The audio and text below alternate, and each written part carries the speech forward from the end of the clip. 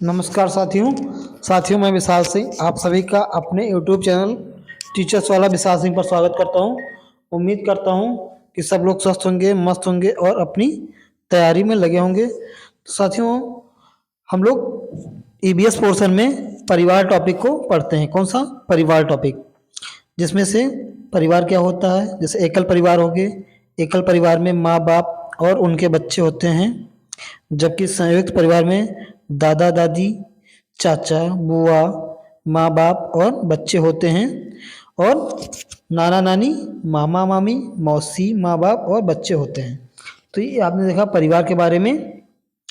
फिर आगे देखते हैं NCF के बारे में।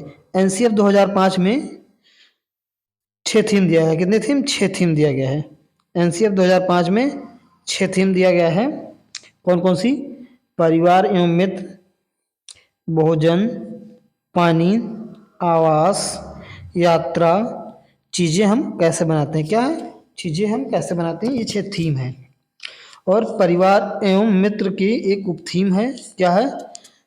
3 उप थीमें होती। संबंध हो गया, कार्य तथा खेल हो गया, जानवर एवं पौधे, ये 4 उप थीम हो गए। 6 थीम और 4 उप थीम। और जो भी उप थीम है परिवार एवं मित्र से ही उप थीम बनी है, क्योंकि संबंध परिवार में ही जुड़ होता है, और जो परिवार में लोग रहेंगे वो काम करेंगे, बच्चे खेलते हैं, जानवर एवं पौधे, ये सब क्या हुआ? उप थीम हो गए। आगे देखते हैं फिर पेड़ और पौधों के बारे में। क्या? किसके बारे में? पेड़ और पौधों के बारे में। वृक्ष, ट्रीज एंड प्लांट्स। क्या है? ट्रीज एंड प्लांट्स के बारे में देखते हैं। वृक्ष क्या है? ये पौधों की तुलना में बड़े और मजबूत होते हैं। जो पेड़ होता है पौधों की तुलना में बड़े और मजबूत होते हैं। इनमें एक मुख्य तना ऊपर होता है, जिसे ट्रंक भी कहा जाता है। क्या कहते हैं? तना को ट्रंक भी कहा जाता है, जो सबसे ऊपर होता है। इसमें शाखाएं भूमि से अधिक ऊंचाई पर तने के ऊपरी भाग से निकलती है। इसके उदाहरण हैं नीम, अमरूद, बरगद, जामुन, कटहल। ये सब क्या है? वृक्ष के उदाहरण हैं। फिर आगे देखते हैं झाड़ियों के बारे में। किसके बारे में? झाड़ी के बारे में। तो साथियों, झाड़ियों के बारे में देखते हैं, जिसको श्रब्स बोलते हैं। क्या बोलते हैं? श्रब्स। ये मध्यम आकार के पौधे होते हैं। झाड़ियों के पास एक केंद्रीय तना नहीं होता है। इसमें शाखाएं जो है तने के आधार के पास से, यानी भूमि के पास से ही निकलती हैं। इसकी कई शाखाएं होती हैं। इसकी कई शाखाएं होती हैं, जैसे जो जमीन के करीब होती हैं। इसमें उदाहरण ले लेंगे तो गुलाब हो जाएगा, मेहंदी, गुड़हल, नींबू, धनिया और बोगनविलिया और नागफनी। तो फिर आगे देखिए साग के बारे में। साग को क्या बोलते हैं? हर्ब्स। क्या? हर्ब्स। इसका आकार छोटा होता है, इसे घास फूस बोल सकते हैं। इनका तना कोमल और हरा होता है। इनमें अधिक शाखाएं नहीं होती हैं। इसमें से उदाहरण कौन क्या होगा? पालक हो गया, सरसों, गेहूं, बैगन, पुदीना, धान। ये सब क्या हो गए? साग के उदाहरण हो गए। क्वेश्चन यहाँ से बना सकता है कि इसमें से साग कौन से हैं, वृक्ष कौन सा है, यही सब का। फिर आगे देखते हैं घास। क्या है? ग्रास के बारे में देखें। घास का पौधा जितना जमीन के ऊपर होता है, उससे कहीं ज़्यादा जमीन के अंदर फैला होता है। घास की जड़ें बहुत मजबूत होती हैं। इसे खोद कर ही निकाला जा सकता है। इसे क्या? खुरपी से ही निकाला जा सकता है, खोद कर। फिर आगे देखते हैं पौधों के अन्य प्रकार। क्या है? पौधों के अन्य प्रकार। तो पौधों के अन्य प्रकार में क्या है? विसर्पी लता। क्या? विसर्पी लता, जिसको बोलते हैं क्रीपर प्लांट। क्या? Creeper plant. जिन पौधों का तना काफी कमजोर होता है और वे सीधे खड़े नहीं रह पाते हैं और जमीन पर ही फैल जाते हैं, उन्हें विसर्पी लता कहते हैं। यानी जिन पौधों के तने कमजोर हों और वो जमीन पर फैलते हैं, उन्हें क्या बोलते हैं? विसर्पी लता, क्रीपर प्लांट बोलते हैं। एग्जाम्पल क्या हो जाएगा? कद्दू हो जाएगा, खरबूजा, लौकी, तरबूज, शकरकंदी। ये सब क्या हो गया? विसर्पी लता का एग्जाम्पल हो गया। फिर आगे देखते हैं आरोही लता। क्या है? इसको क्लाइंबर प्लांट बोलते हैं। क्या? क्लाइंबर प्लांट बोलते हैं। ये वो पौधे होते हैं जिनका तना कमजोर होता है, लेकिन ये किसी पेड़ या अन्य चीज का सहारा लेकर ऊपर चढ़ जाते हैं। आरोही लता जो किसी अन्य के सहायता से ऊपर चढ़ते हैं, और उनका तना कमजोर होता है तो उन्हें क्या बोलते हैं, आरोही लता। आरोही मीन्स क्या होता है, ऊपर चढ़ना, और इंग्लिश में क्या, क्लाइंब मीन्स चढ़ना। तो याद रखिएगा कि जो चढ़ते हैं ऊपर और तना कमजोर हो उन्हें आरोही लता कहा जाता है। जैसे मटर हो गया, खीरा, अंगूर, करेला, मनी प्लांट, ये सब क्या है, आरोही लता है। फिर आइए देखते हैं पौधों की संरचना में तना के बारे में देखते हैं। किसके बारे में, तना के बारे में। तो तने पर शाखाएं, फूल, पत्तियां, फूल और फल लगते हैं। क्या है, तने पर शाखाएं होती हैं, पत्तियां, फूल और फल लगते हैं। जल तने में ऊपर की ओर चढ़ता है। तना जल तथा खनिज से पत्ती तथा पौधों के अन्य भागों में पहुंचता है। जल में घुले हुए खनिज भी जल के साथ तने में ऊपर की ओर चढ़ते हैं। तने के जिस बिंदु से कोई शाखा या पत्ती निकलती है उसे नोड कहते हैं। क्या कहते हैं उसे, नोड कहते हैं। फिर आगे देखते हैं पत्ती। किसके बारे में, पत्ती के बारे में। पत्ती का वह भाग जिसके द्वारा वह तने से जुड़ी होती है। पत्ती का वह भाग जिसके द्वारा वह तने से जुड़ी होती है पर्णवृंत कहलाता है। पत्ती के चपटे हरे भाग को फलक कहते हैं। क्या, पत्ती के चपटे हरे भाग को फलक कहते हैं। आगे देखते हैं पत्ती की रेखित संरचनाओं को सिरा कहते हैं। पत्ती की रेखित संरचनाओं को सिरा कहते हैं। पत्ती के बीच में एक मोटी सिरा होती है जिसे मध्य सिरा कहते हैं।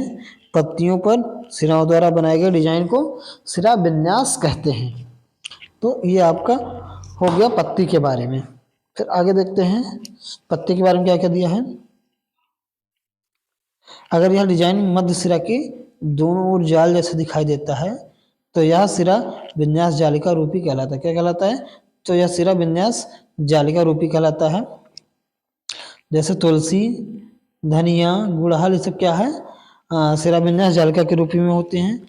आगे देखते हैं जल की बूंदें जो है पत्ती से जलवाष्प के रूप में निकलती हैं। जो जल की बूंदें हैं पत्ती से जलवाष्प यानी वाटर वेपर के रूप में निकलती हैं। इस क्रिया को वाष्पोत्सर्जन कहते हैं। वाष्पोत्सर्जन के जरिए पौधे बड़ी मात्रा में जल को वायुमंडल में छोड़ते हैं, निकालते हैं। पत्ती जल का उपयोग अपना भोजन बनाने के लिए करती है। जो पत्ती है जल का उपयोग अपना भोजन बनाने के लिए करती है। पत्तियों से जल की कुछ मात्रा में कमी वाष्पोत्सर्जन के द्वारा होती है। वो जो कमी क्या है, वाष्पोत्सर्जन के द्वारा होती है। पत्ती में मंड स्टार्च पाया जाता है। क्या है, पत्ती में मंड स्टार्च पाया जाता है। कच्चे आलू में भी मंड उपस्थित होता है। यहाँ से क्वेश्चन बन सकता है पत्ती में मंड स्टार्च पाया जाता है और किस में पाया जाता है, तो यहाँ से विकल्प दे सकते हैं आलू में भी मंड उपस्थित होता है यानी स्टार्च पाया जाता है। तो पत्तियों में मंड स्टार्च पाया जाता है, ये क्वेश्चन यहाँ से बन गया। लाइन याद रखिएगा, इंपॉर्टेंट है लाइन। फिर और यहाँ आलू में भी मंड स्टार्च पाया जाता है। फिर आगे देखते हैं रूट के बारे में, जड़ के बारे में। जड़ें कितनी प्रकार की होती हैं और क्या है जड़ें। जड़ें मिट्टी से जल को अवशोषण करती हैं। क्या है, जड़ें जो है मिट्टी को जल से अवशोषण करती हैं। जल पौधे को मिट्टी में जमाए रखती हैं। जड़ जो है पौधे को मिट्टी में जमाए रखती है। गाजर, मूली, शकरकंद, शलजम और टेपियोका आदि जड़ें होती हैं। ये सब क्या है, जड़ों के उदाहरण है। कौन से, गाजर, मूली, शकरकंद, शलजम और टेपियोका है जिन्हें हम खाते हैं। एक ऐसा क्वेश्चन आ सकता है, हम किन्हीं ऐसे जड़ों का नाम बताइए जिसे हम खाते हैं। तो आंसर हो जाएगा क्या, गाजर। गाजर भी एक जड़ है। मूली भी एक जड़ है। शकरकंद भी आपका एक जड़ हो जाएगी। सलजम और टेपियोका, तो गाजर, मूली, शकरकंद, सलजम और टेपियोका क्या है, जड़ है। आगे देखते हैं जड़ें दो प्रकार की होती हैं। क्या, जड़ें दो प्रकार की होती हैं। तो जड़ें दो प्रकार की होती हैं, कौन कौन सी, मूसला जड़ें और दूसरा रेशेदार या झकड़ा जड़ें। तो मूसला जड़ के बारे में देखते हैं पहले, बाद में रेशा जड़। मूसला जड़ जो होती है, मूसला जड़ को बोलते हैं टैप रूट। क्या बोलते हैं, टैप रूट। कुछ पौधों की एक मुख्य जड़ होती है, उससे कई अन्य जड़ निकलती है। इस प्रकार की जड़ को मूसला जड़ कहते हैं। जैसे किसी पौधे की एक मुख्य जड़ होती है, उस जड़ से कई अन्य जड़ निकलते हैं, उसे मूसला जड़ कहते हैं। जैसे मूसला जड़ जो है जमीन में अधिक गहराई तक जाती है। क्या है? मूसला जड़ जमीन में अधिक गहराई तक जाती है। इसके उदाहरण क्या हो गए? चना, चना के जो जड़ है मूसला जड़ है। चुकंदर का भी जड़ मूसला जड़, मटर, मूली, गाजर, अंगूर, आम, सरसों आदि ये सब क्या है? मूसला जड़ है। रेशेदार जड़ या झकड़ा जड़, क्या? रेशेदार जड़ या झकड़ा जड़, इसको बोलते हैं फाइब्रस रूट। क्या? Fibrous root. इस प्रकार की जड़ तने के आधार से निकलती हैं। इस प्रकार की जड़ें जमीन में अधिक गहराई तक नहीं जाती। इस प्रकार की जड़ें जमीन में अधिक गहराई तक नहीं जाती हैं। ये जमीन में चारों तरफ फैल जाती है। इसके उदाहरण क्या हैं? धान, गेहूं, मक्का और प्याज आदि। तो रेशेदार जड़ या झकड़ा जड़ को क्या बोलते हैं? इसके जड़ जो है तने के आधार से निकलती हैं और जमीन में अधिक गहराई तक नहीं जाती हैं और जमीन में चारों तरफ फैल जाती हैं। इसको क्या बोलते हैं? रेशेदार या झकड़ा जड़। आगे देखते हैं फूल के बारे में। किसके बारे में? फूल के बारे में। किसके बारे में? फूल के बारे में। तो फूल के बारे में देखिए, फूल जो है पौधे के प्रजनन अंग यानी रिप्रोडक्टिव ऑर्गन्स होते हैं। जो फूल होते हैं पौधों का प्रजनन अंग होते हैं। जो फूल दो प्रकार के होते हैं, एक लिंगी पुष्प यानी यूनिसेक्सुअल फ्लावर। क्या है? यूनिसेक्सुअल फ्लावर और बाइसेक्सुअल फ्लावर। एक लिंगी पुष्प और उभयलिंगी पुष्प। तो एक लिंगी पुष्प को यूनिसेक्सुअल फ्लावर बोलते हैं, उभयलिंगी बाइसेक्सुअल फ्लावर बोलते हैं। एक लिंगी पुष्प वह होता है जिसमें केवल एक पुंकेसर पुरुष अंग या एक स्त्री केसर महिला अंग होते हैं, उसको क्या बोलते हैं? एक लिंगी पुष्प बोलते हैं। जैसे उदाहरण क्या हो गया? पपीता। पपीता क्या है? एक लिंगी वो है। तो एक लिंगी पुष्प ये है, पपीता है। खजूर, मक्का, तरबूज और साइकस। तो आप लोग याद रखिएगा, इसमें से पूछ सकता है 4 विकल्प देकर, उसमें से 3 बायोसेक्सुअल दे देगा उभयलिंगी और एक यूनिसेक्सुअल दे देगा जो एक लिंगी है। उदाहरण में जैसे पपीता हो गया, खजूर, मक्का, तरबूज और साइकस, ये सब क्या हो गया? एक लिंगी। तो इसको जरूर याद रखिएगा। फिर आगे देखते हैं उभयलिंगी पुष्प में, इसको रफ कर देता हूं। उभयलिंगी पुष्प में यह पुष्प होता है जिसमें नर एवं मादा प्रजनन अंग संरचना होती है। बायोसेक्सुअल में क्या होता है? नर और मादा प्रजनन अंग दोनों पाए जाते हैं। जैसे धतूरा हो गया, उदाहरण में गुड़हल, गुलाब, ट्यूलिप, सरसों, सूरजमुखी और लिली, ये सब हो गया।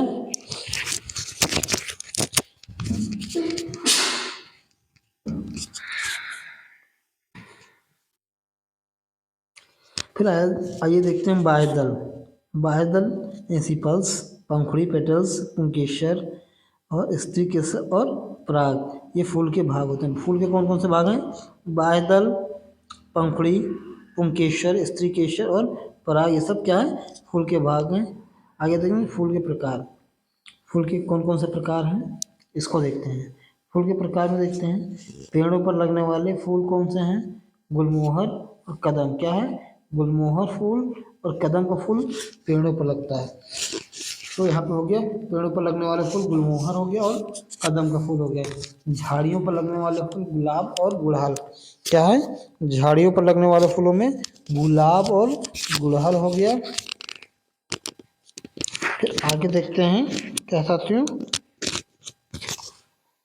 बेल पर लगने वाले फूल क्या है? चंपा और रात रानी। बेल पर कौन सा फूल लगता है?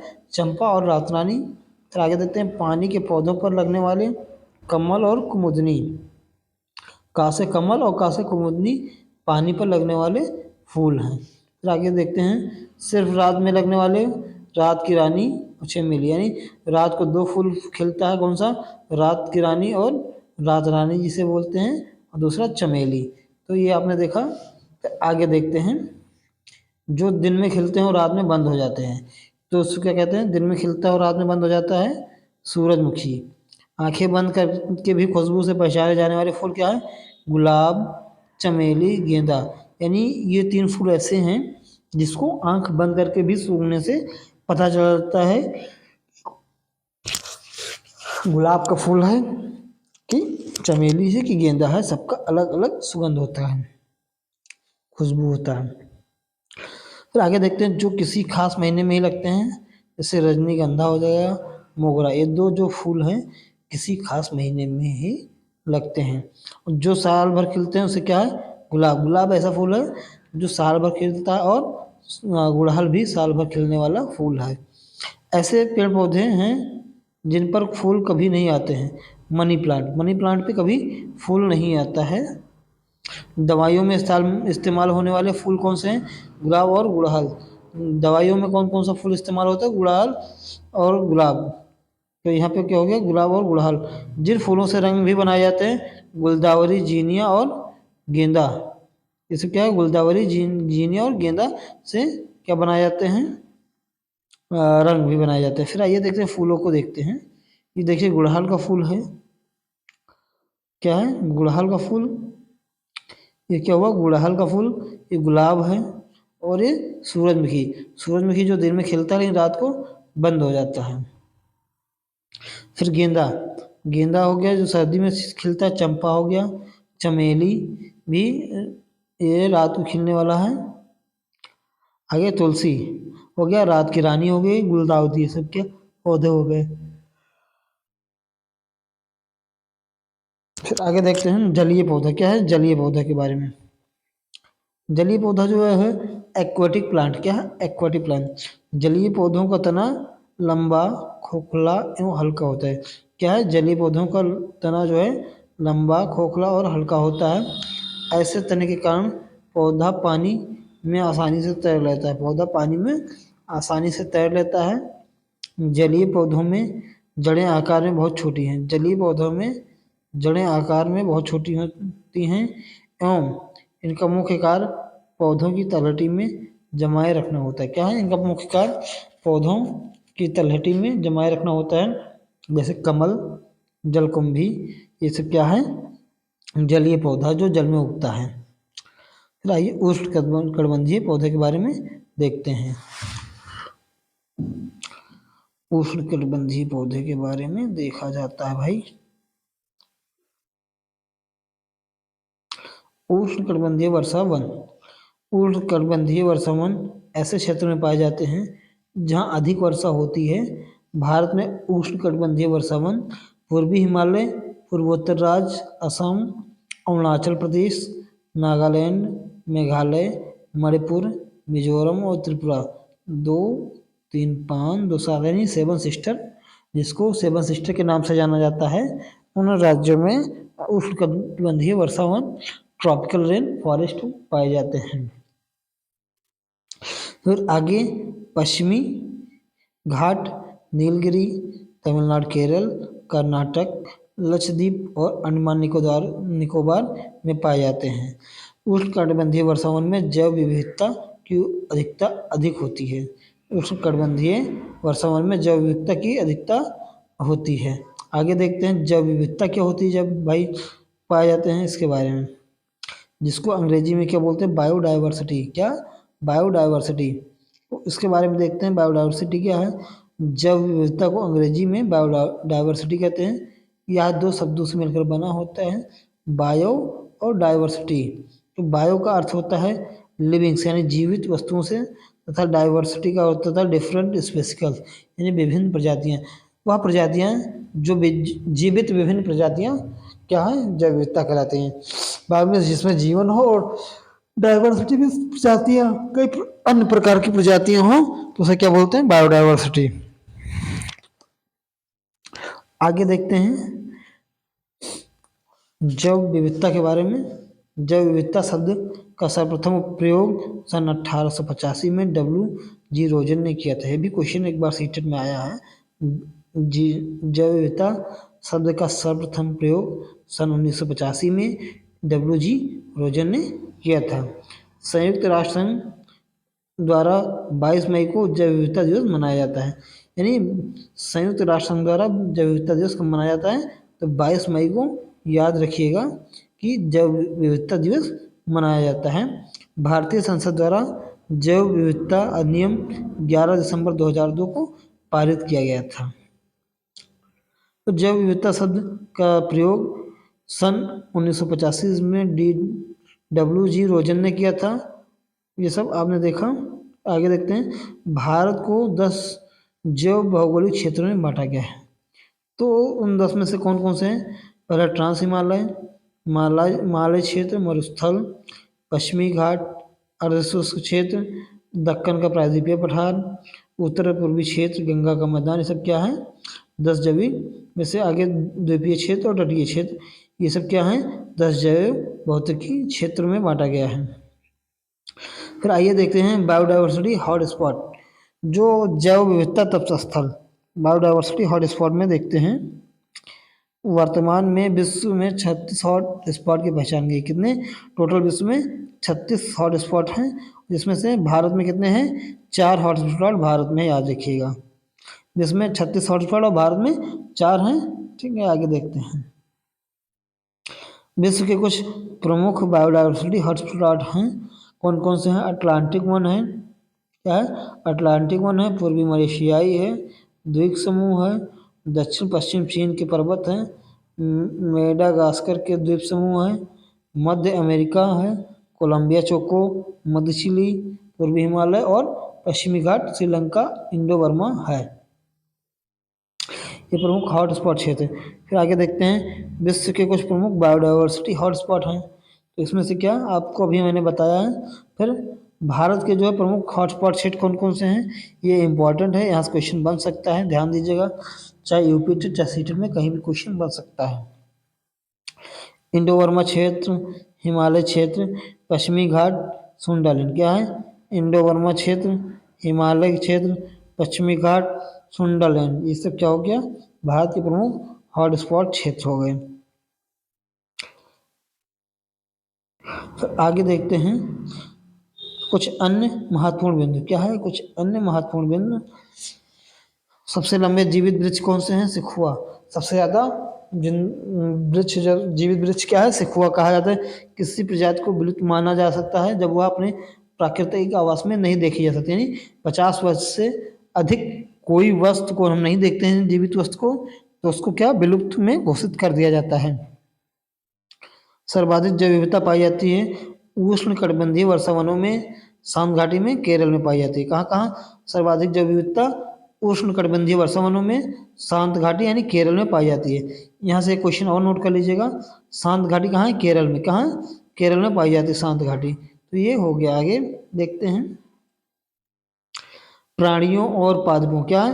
प्राणियों और पादपों की जातियों में अधिकतम विविधता पाई जाती है। क्या? उष्ण कटिबंधीय के आर्द्र वनों। क्या है? उष्ण कटिबंध के आर्द्र वनों में। फूलों की घाटी कहाँ स्थित है? उत्तराखंड में, याद रखिएगा। फूलों की घाटी क्या है? उत्तराखंड में पाई जाती है। फिर वेटलैंड दिवस कब मनाया जाता है? 2 फरवरी को। ये भी इंपॉर्टेंट है और ये भी दोनों इंपॉर्टेंट, बहुत इंपॉर्टेंट क्वेश्चन है। रामसर सम्मेलन संरक्षण संबंधित है नमभूमि से। भारत की सबसे बड़ी अंतर्देशीय लवणीय आर्द्रभूमि क्या है? गुजरात में। भारत की सबसे बड़ी अंतर्देशीय लवणीय आर्द्रभूमि क्या है? गुजरात में पाई जाती है। फिर आइए देखते हैं बीज के बारे में। किसके बारे में? बीज के बारे में। तो बीजों को प्राचीन समय में सूखी लौकी में रखकर उस पर मिट्टी का लेप कर देते थे। क्या कहते थे? बीज के बारे में देखते हैं। बीजों को प्राचीन समय में सूखी लौकी में रखकर उस पर मिट्टी का लेप करते थे और नीम की पत्तियां इन्हें कीड़ों से बचाती थी। जो उसमें बीजों को एक सूखी लौकी में रखते थे, उसमें नीम की पत्तियां डाल देते थे, जो उन्हें कीड़ों से बचाती थी और बाहर से मिट्टी का लेप कर देते थे। पौधे स्वयं भी अपने बीजों को दूर फेंकते हैं और कपड़ों में चिपक कर पानी के जरिए भी एक जगह से दूसरी जगह पहुंच जाते हैं। सोयाबीन की फलियां पककर फट जाती हैं और उसमें से बीज बाहर निकल जाते हैं। ये सब क्या हो गया?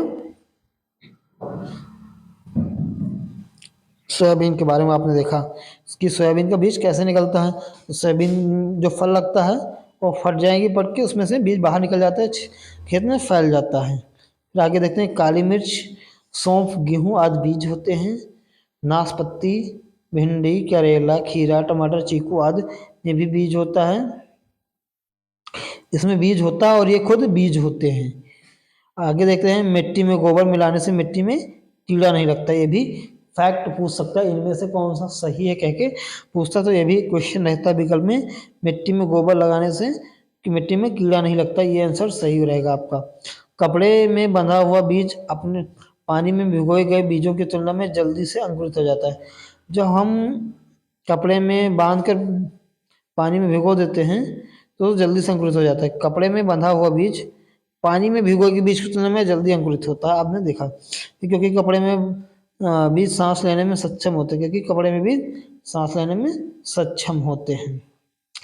यदि बीज को कपड़े में बांध दिया जाए, उनमें से आधे अंकुरित हो जाए और आधे नहीं, तो इसका कारण होता है बीज क्षतिग्रस्त थे, बीज बीच में से टूट गए थे, बीज में से कीड़े लग चुके थे। तो इसके 3 कारण हैं, बीज क्षतिग्रस्त थे, बीज बीच में से टूट गए थे, बीज बीच में कीड़े लग गए थे, बीज में कीड़े लग गए थे। तो ये सब क्या हुआ, क्योंकि आधा बीज अंकुरित हुआ आधा नहीं हुआ, तो उसका रीजन यही 3 होगा, या क्षतिग्रस्त होगा, बीच में से टूट गया होगा, या बीज में कीड़े लगे होंगे। तो आपने देखा इसको। फिर आगे देखते हैं, चावल, गेहूं, ओट्स या सभी अनाज हैं, इनका प्रवर्धन बीजों द्वारा होता है। इनके बीजों को सीधे मिट्टी में बोया जाता है। सॉरी, बीजों का अंकुरण जो है सीड्स जर्मिनेशन, क्या है, बीजों का अंकुरण सीड्स जर्मिनेशन उस प्रक्रिया को कहते हैं जिसमें बीज एक पौधे में बदलने लगता है। इसमें अंकुरण की क्रिया के समय एक छोटा पौधा होता है बीज से निकलने लगता है, या मुख्य रूप से तब होता है जब बीज को आवश्यक पदार्थ और वातावरण मिल जाता है, या मुख्य रूप से तब होता है जब बीज को आवश्यक पदार्थ और वातावरण में मिल जाता है। ये सब हो गया। इसके लिए सही तापमान, जल और वायु की आवश्यकता होती है। सूर्य का प्रकाश हर बीज के अंकुरण के लिए अनिवार्य नहीं है, लेकिन कुछ बीज सूर्य प्रकाश के बिना अंकुरित नहीं होते हैं। सब हो गया। आगे देखते हैं, बीज से निकलने लगता है क्या, जब बीज पक्के हो जाते हैं तो यह मुख्य रूप से तब होता है जब बीज की आवश्यक पदार्थ और वातावरण में मिल जाते हैं। इसलिए यह सही तापमान और जल वायु की आवश्यकता होती है। सूर्य का प्रकाश हर बीज के अंकुरण के लिए अनिवार्य नहीं है, यानी जो है सूर्य का प्रकाश जो है हर बीज के लिए अनिवार्य नहीं है, लेकिन कुछ बीज सूर्य के प्रकाश के बिना अंकुरित नहीं होते हैं। तो ये आपने देखा कि जो बीजों का अंकुरण होता है उनके लिए कुछ बीजों के लिए सूर्य के प्रकाश की आवश्यकता होती है और कुछ बीजों के लिए सूर्य के प्रकाश की आवश्यकता नहीं होती है। बिना बीजों के उगने वाले पौधे क्या है, बिना बीजों के उगने वाले पौधे,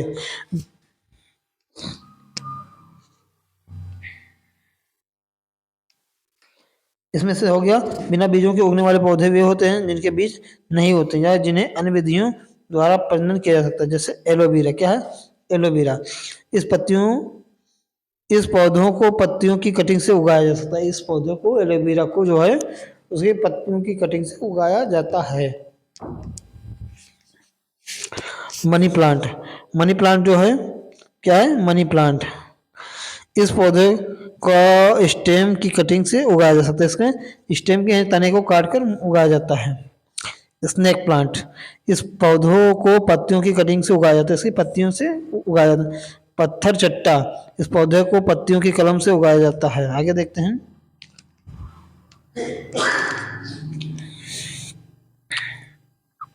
पाइनस और फर्न के बारे में। क्या है, पाइनस और फर्न के बारे में देखते हैं।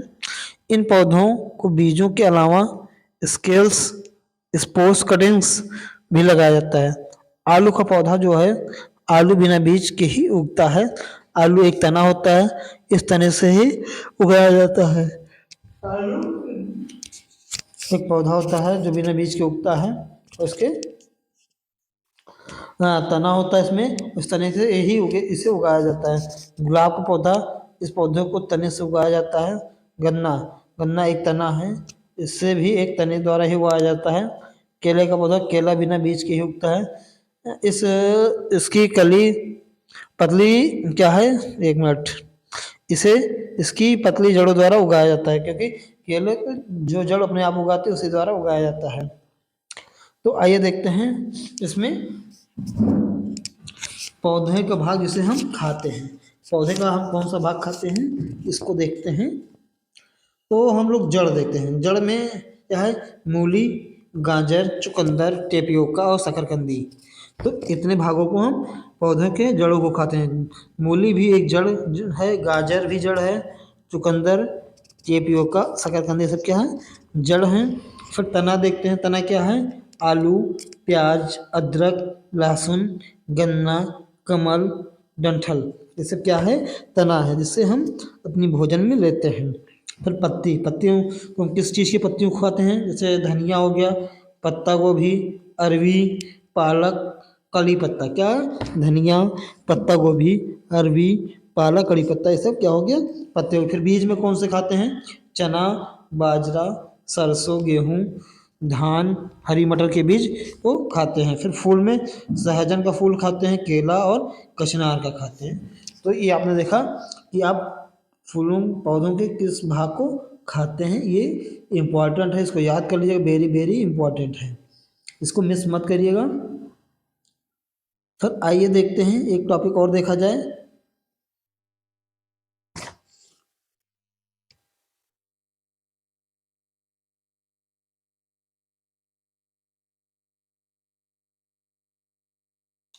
चलिए इसी में से देख ही लेते हैं, इसी को, थोड़ा लंबा टॉपिक हो जाएगा, इसमें से पूरा नहीं ख़त्म करेंगे, थोड़ा ही कवर किया जाएगा क्योंकि वीडियो ज़्यादा लंबा नहीं करना है। फिर आइए देखते हैं परागकण के बारे में, किसके बारे में, परागकण के बारे में। जो परागकण है इसको बोलते हैं पोलाइनेशन है। एक पौधे के पराग कोश से पौधों के वर्तिकाग्र तक पराग का स्थानांतरण है, जो बाद में निषेचन और बीजों का उत्पादन को सक्षम बनाता है, जो किसी वाहक जैसे वायु, जल या पशुओं द्वारा संपन्न होता है। परागण कहलाता है, क्या कहलाता है, परागण कहलाता है, यानी पॉलिनेशन कहलाता है। परागण के कुछ प्रमुख प्रकार हैं, इसमें से देखते हैं। पहला क्या है, स्वपरागण, क्या है, स्वपरागण ये सेल्फ पोलिनेशन, जब एक फूल के परागकण उसी फूल के वर्तिकाग्र पर स्थानांतरित होते हैं तो इसे स्वपरागकण कहा जाता है। क्या कहता है, स्वपरागकण कहा जाता है। सामान्यतः स्वपरागकण द्विलिंगी पुष्प में होता है।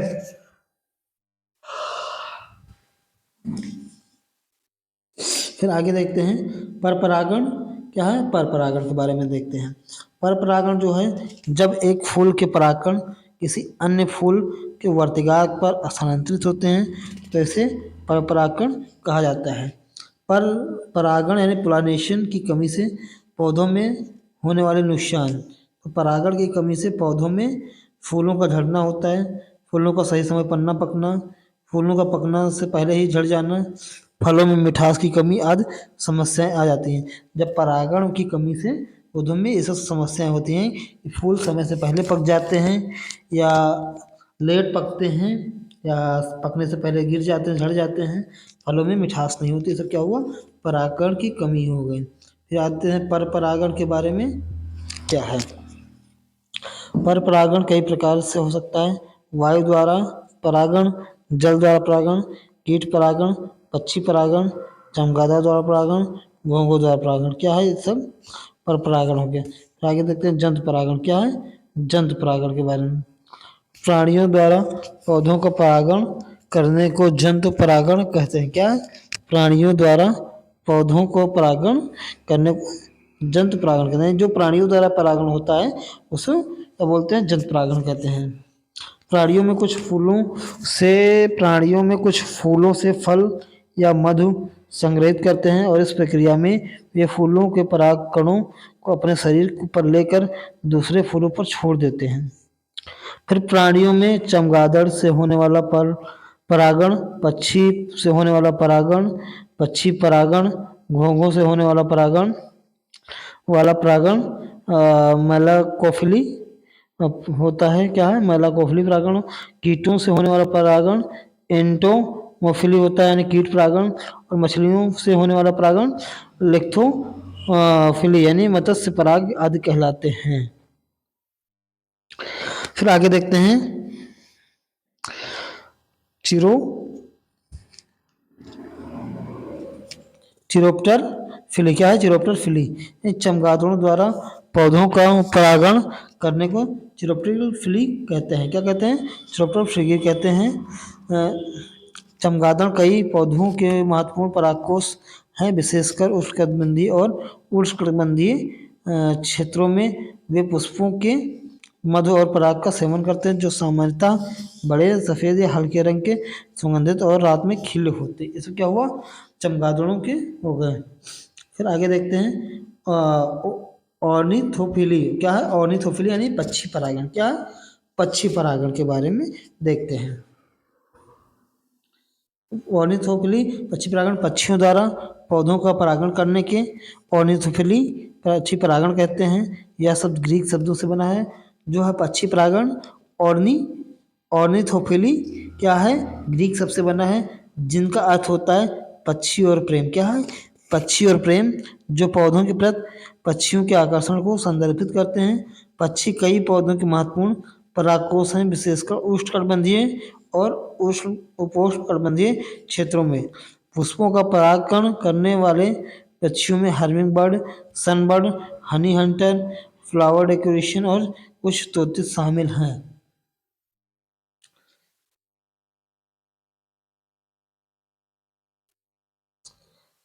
मेलाकोफिली। मेलाकोफिली जो है घोंघों द्वारा पौधों का परागण होता है करने को मेलाकोफिली पर कहते हैं। घोंघे कुछ पौधों के दुर्लभ परागकोश हैं, विशेषकर नमीले आवासों में वे पुष्पों के मधु और कभी कभी पराग का सेवन करते हैं। पुष्पों का परागण करने वाले घोंघे में स्थलीय घोंघे और स्लग शामिल हैं। एंटोमोफिली। क्या है? एंटोमोफिली हो गया कीटों द्वारा पौधों का परागण करने को एंटोमोफिली कहते हैं। पुष्पों का परागण करने वाले कीटों में मधुमक्खी, ततैया, तितली, कीट, मक्खी, भृंग और चींटी शामिल हैं। यानी एंटोमोफिली में कीटों द्वारा जो परागण होता है उसको एंटोमोफिली कहते हैं। पुष्पों का परागण करने वाले को कीटों में मधुमक्खी, तितैया हो गया, तितली, कीट और मधुमक्खी, भृंग और चींटी शामिल होते हैं। ये सब क्या हो गया?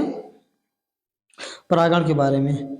फिर बस इस वीडियो में इतना ही रखते हैं। आगे देखते हैं पादपों में पारिस्थितिक अनुकूलन के बारे में, नेक्स्ट वीडियो में देखते हैं। तो साथियों, आप सबको जैसा भी ये वीडियो लगा होगा आप लोग कमेंट कर कर ज़रूर बताइएगा कि कैसा लगा और आगे वीडियो किस टॉपिक में सीटेट में आप पढ़ना चाहते हैं, कौन सा टॉपिक। चाहे सीटेट में ईवीएस ले लीजिए, चाहे साइकोलॉजी, हिंदी, संस्कृत, गणित, कोई भी टॉपिक बताएंगे, इंग्लिश, तो मैं उस टॉपिक की वीडियो बना दूंगा, आप लोगों को अच्छे से समझा दूंगा। तो धन्यवाद साथियों, आप सब हमारे साथ बने रहें।